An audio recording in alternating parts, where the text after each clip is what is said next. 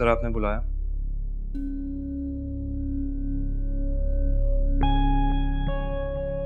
तुम यकीनन जानती होगी कि मैंने तुम्हें यहाँ क्यों बुलाया है। जी बिल्कुल जानता हूँ।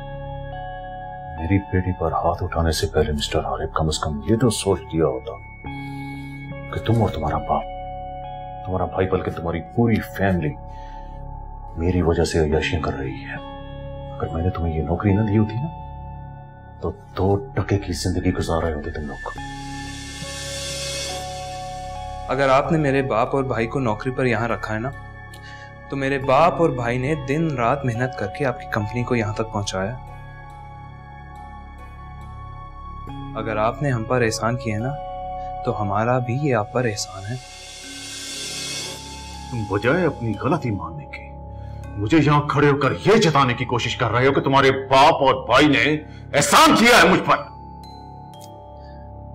पहली बात तो यह है कि मैं गलत नहीं जो अपनी गलती मानूं, और दूसरी बात, मैं ये एहसान नहीं जिता रहा, मैं तो सच बता रहा हूं।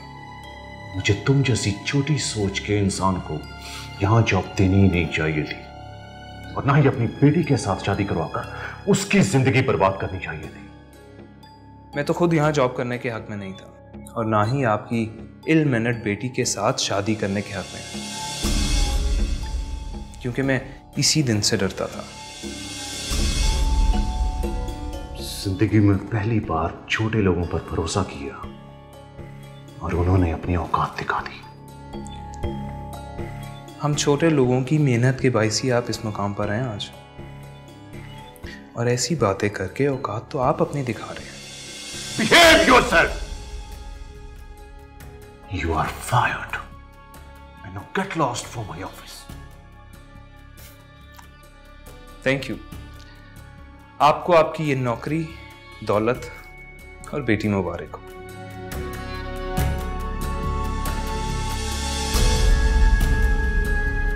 और एक बात और, ये घमंड ही ना आपके और आपकी बेटी के जवाल की वजह बनेगा।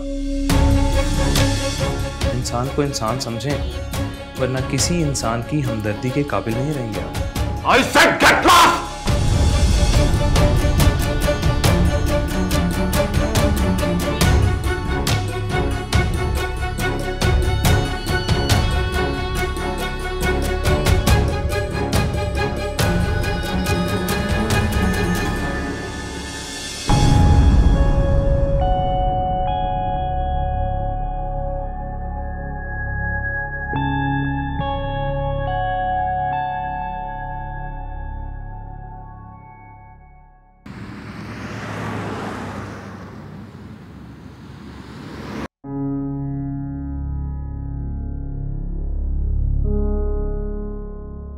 अगर यही सब कुछ होना था तो इससे तो अच्छा था कि हारे बम्बर की जिद ही पूरी कर देता। उसे बच्चा नहीं चाहिए था तो हमें भी उसे फोर्स नहीं करना चाहिए था। हम आप क्या कह रहे हैं? अंबर अलग रहकर भी कभी सेटिस्फाई ना रहती, फिर कोई नई डिमांड कर देती। मुझे उसके जाने का कोई अफसोस नहीं, और ना ही जॉब का अफसोस है। बेटा, तुम्हें जमान से इतनी बदतमीजी नहीं करनी चाहिए थी। काश मैं उस वक्त ऑफिस में होता। तुम्हें इस हद तक नहीं जाना चाहिए था। तो बाबा, क्या वो शख्स मेरी और आप सबकी इंसल्ट करता रहता और मैं खामोशी से सुनता? इम्पॉसिबल। मेरे लिए मेरी और मेरी फैमिली की सेल्फ रिस्पेक्ट सबसे जरूरी है। मैं जमान का गुलाम बनकर नहीं रह सकता। बेटा, उसके गुलाम न सही, लेकिन मत भूलो कि हम उसके मुलाजिम हैं। ये सब ऐशोआराम उसी की दी हुई दौलत से है। बाबा, ये बात तो आपको मुझे समझानी चाहिए कि किसी इंसान को दौलत देना किसी इंसान के बस की बात नहीं है। ये दौलत, ये नेमतें हमें अल्लाह ताला की जात की दी हुई हैं। हाँ, शायद ज़मान को अल्लाह ताला ने हमारे लिए वसीला बनाया हुआ था, लेकिन वो खुद को खुदा समझ बैठा। अब तो मुझे लगता है कि वो हम सब के लिए आजमाइश था। अच्छा है, अब तो मेरी उस आजमाइश से जान छूटी। आरिफ, तुम सिर्फ अपने बारे में मत सोचो, हम सबका सोचो। तुम, मेरा और जुनैद का वाहिद सोर्स ऑफ इनकम यही जॉब है। आज तक हमारे और जमान के बीच कभी बदमज़गी नहीं हुई, मगर तुम। क्योंकि उस वक्त जमान की बेटी बीच में नहीं थी बाबा, और ना ही मैं अंबर को मनाने जाऊंगा और ना ही आप मुझे फोर्स कीजिएगा। Let me live my life. सीमान, अस्सलाम वालेकुम डॉक्टर, कैसे हैं आप? I am good. वो अलीना की कैसी प्रोग्रेस है? अलीना, हाँ डॉक्टर रुहेल वो बहुत बेहतर है पहले से, अल्लाह का शुक्र है। ग्रेट। शायद आपको याद होगा मैंने कुछ दिन पहले आपसे एक सवाल किया था, आपने जवाब नहीं दिया। कैसा सवाल? सॉरी मैं भूल गई। यही कि आप दूसरी शादी क्यों नहीं कर लेते? डॉक्टर रुहेल, मैंने भी आपको इस बात का जवाब दे दिया था कि मैंने अभी इस बारे में नहीं सोचा। तो इसका मतलब आप तन्हा रहना पसंद करते हैं? डॉक्टर, पसंद तो नहीं, लेकिन हाँ यूं कह लें कि अब तन्हा रहने की आदत हो गई। लेकिन ज्यादा देर इस आदत को रखना अच्छी बात नहीं है। लेकिन अगर अकेलापन किस्मत में हो ना, तो इंसान कुछ नहीं कर सकता।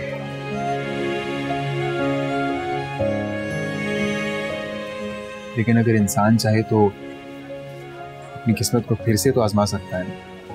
लेकिन मैं अपनी किस्मत नहीं आजमाना चाहती।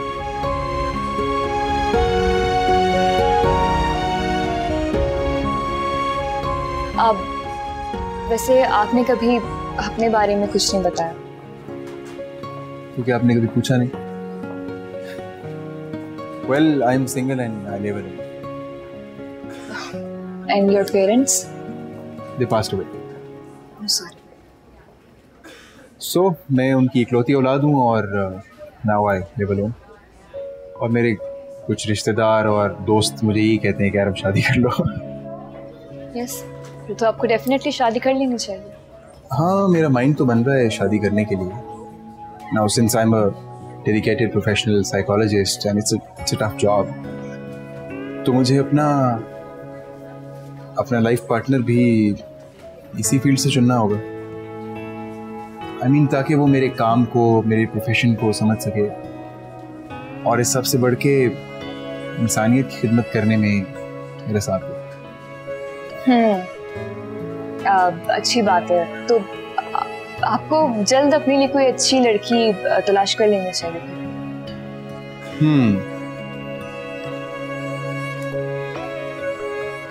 वैसे एक लड़की है मेरी नजर में, लेकिन अब तक उससे कहने की हिम्मत नहीं हुई। अच्छा। बट अब सोच रहा हूँ कि इससे अपने दिल की बात कह दूं।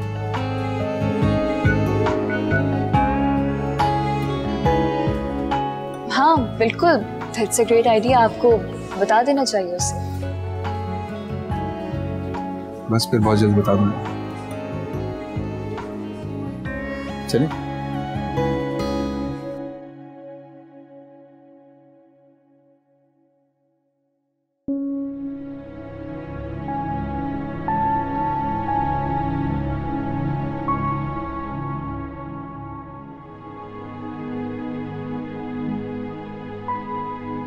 भाभी, आप बिजी तो नहीं है? नहीं, बैठो।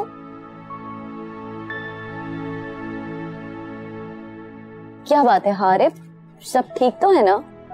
भाभी, दिल को सुकून नहीं मिल रहा। ज़मीर पर अजीब बोझ सा है। कैसा बोझ? वो ये कि भाभी, मैं अपनी जात से किसी को खुश नहीं रख सका। अपने माँ बाप को और ना ही अंबर को। ईमान का तो तुमने नाम ही नहीं लिया, जिसके साथ तुमने सबसे बड़ी ज्यादती की। तुमने कभी महसूस किया कि उसको छोड़ने के बाद तुम्हारी जिंदगी में, बल्कि हम सबकी जिंदगी में कुछ ठीक नहीं हो रहा? वो तुम्हारे बच्चे की माँ बनने वाली थी हारिब। तुमने सिर्फ उसके साथ नहीं, बल्कि अपने बच्चे के साथ भी ज्यादती की है।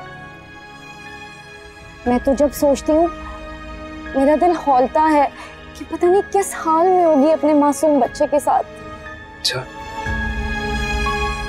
अभी मैंने हाँ बोलो। भाभी मैंने ईमान को देखा था एक बच्ची के साथ। तुमने देखा पर तुम्हारा दिल नहीं पसीजा हारिब। तुमने उसे रोका नहीं, तुमने उससे बात नहीं की। नहीं भाभी, मैं शायद उसका सामना नहीं कर पाया। अभी भी अल्लाह से माफी मांग लो हारिब, सब ठीक हो जाएगा इंशाल्लाह।